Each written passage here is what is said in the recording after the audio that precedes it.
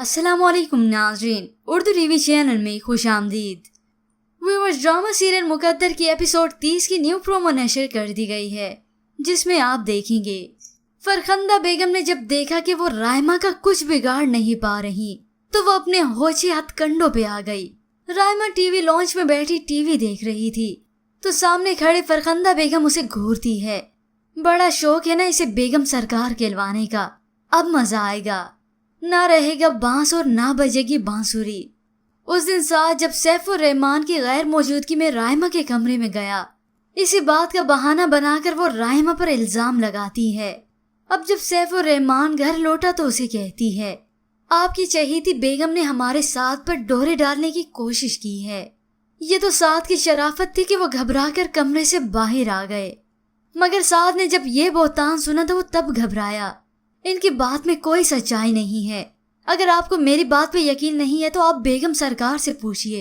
ये सुनने के बाद सैफुर रहमान गुस्से से आंख बगोला हुआ तो रायमा बड़ी तसल्ली से कहती है, मुझे कुछ नहीं कहना क्योंकि मैं मुजरिम नहीं हूँ और अब मेरे किरदार की गवाही अबीरा देगी। अबीरा जो कि अपने बाबा के साथ बैठी थी और इससे पहले फरखंदा बेगम उसे खूब अच्छे से पट्टी पढ़ा चुकी थी, मगर अब की बार अबीरा अपनी माँ की बातों में नहीं आई और अपने बाबा को सारी हकीकत बताती है कि मामा ये सब कुछ झूठ कह रही हैं, ऐसा हरगिज नहीं।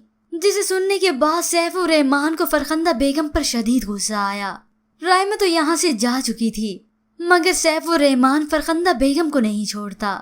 ये सब होने के बाद अबीरा बहुत ही दुखी हुई क्योंकि अपनी माँ के खिलाफ गवाही देना उसके लिए बहुत ही मुश्किल था, मगर साद उसे संभालता है, उसे तसल्ली देता है। यूं ही अब वक्त गुजरने के साथ साथ साद और अबीरा बहुत अच्छे दोस्त हो चुके हैं। वो अपना एक दूसरे से दुख सुख बांटते हैं। मगर व्यूअर्स, इस सब के बाद भी फरखंदा बेगम हार मानने वाली नहीं। उसकी पूरी कोशिश है कि वो रायमा को जैसे कैसे करके नुकसान पहुंचाए।